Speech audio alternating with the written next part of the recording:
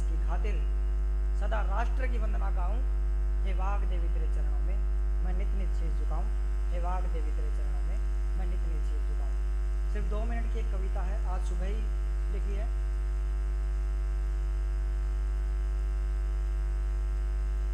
आप सभी के बीच रखना चाहता हूँ। एक ऐसी शख्सियत को मैं आप इस मंच के ऊपर लेके आना चाहता हूँ जिससे आप सभी अभी तक अछूते हैं। मैं अपने तेवर में आना चाहता हूँ, एक बार मुझे तालियों के साथ आदेशित कर दीजिए।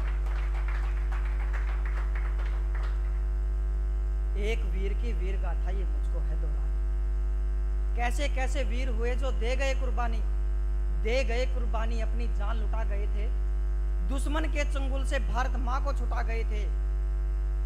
दुश्मन के चंगुल से भारत माँ को छुटा गए थे और देश के प्रति सीने में है सम्मान बसाया जी। शंख नाद कर भारत माँ का विजय ध्वज फहराया जी। और युद्ध क्षेत्र की युद्ध भूमि में गौरव गान सुनाते थे। अपनी जान से पहले अपना हिंदुस्तान बताते थे। अपनी जान से पहले अपना हिंदुस्तान बताते थे। तलवारों के सन्मुख आए लिया रूप तूफान का। सीना चौड़ा हो जाता जब नाम लिया चौहान का। नंगी तलवार चमचमाती भीड़ छाट रही थी। जो भी दुश्मन आए सामने गर्दन काट रही थी। हाथी के पैरों के नीचे जिंदा दबाए गए थे। पेट फाड़कर आत निकाली भाले चलाए गए थे। पूरी युद्ध भूमि के ऊपर हाहाकार मची है और दुश्मन की एक नंगी तलवार दिखी है। उन तलवारों के आगे पृथ्वी राज अड़े हैं। बड़े बड़े जो सूरवीर हैं अचेत हुए पड़े हैं। बड़े बड़े जो सूरवीर हैं अचेत हुए पड़े हैं। हुई गर्जन एक आसमान में सब आ गए आगे। हुई गर्जन आसमान में सब आ गए आगे। रूप विकराल देख चौहान का दुश्मन थरथर कांपे। तभी पीछे से चंदेल ने अपना वार किया था। तभी पीछे से चंदेल ने अपना वार किया था।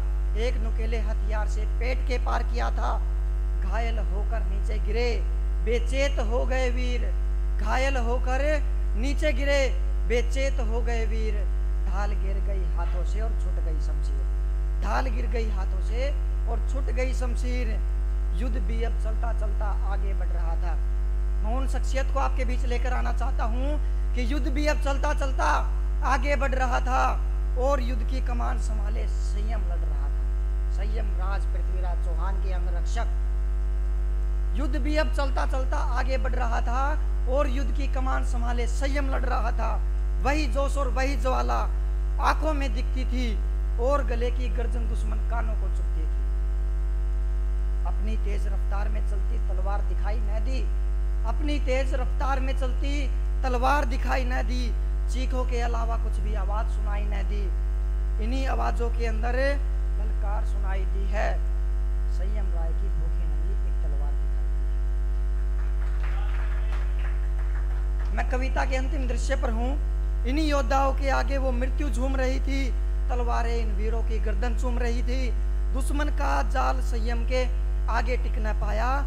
लड़ते लड़ते युद्ध अंत का समय निकट है आया। अंत समय के युद्ध क्षेत्र में ये अंजाम हुआ है। युद्ध विजय का विजय ध्वज संयम के नाम हुआ है। युद्ध विजय का विजय ध्वज संयम के नाम हुआ है। लाश पड़ी है चारों ओर। आपके सामने वो छाया चित्र लेकर आइए कि लाश पड़ी है चारों ओर। घायल पड़े हैं वीर। युद्ध भूमि में पड़ी हुई है रक्त सनी शमशीर। तभी देखा संयम ने मौत के बादल छा रहे हैं। लाश नोचने आसमान से गिद्ध आ रहे हैं। कैसे भगाऊं इन गिद्धों को, संयम सोच रहा था। एक गिद्ध घायल चौहान की आंखें नोच रहा था। उठ न सका संयम राय, कैसे इन्हें भगाऊं।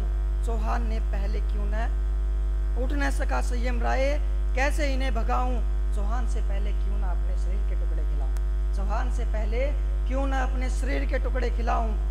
उठाई अपने पास पड़ी संयम ने एक शमशीर।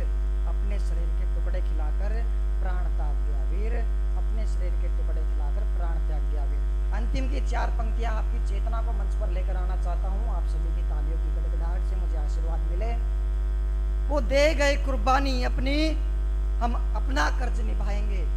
वो दे गए कुर्बानी अपनी, हम अपना कर्ज निभाएंगे। महाराणा और चौहान की भांति संयम भी पूजे जाएंगे, महाराणा और चौहान की भांति संयम भी पूजे जाएंगे। अंतिम की 4 पंक्तियां, फिर मैं अपना स्थान लेता हूं कि मंगलसूत्र कितने उतरे, कितनी कोख कुर्बान हुई आजादी दिलाने के खातिर, न जाने कितनी जान गई। अरे आजादी वो ले आए, तुम आजादी से प्यार करो, वो एक संयम तो ले गए, कुछ और संयम भी प्यार करो, वो एक संयम ले गए, कुछ और। जय हिंद, वंदे मातरम, भारत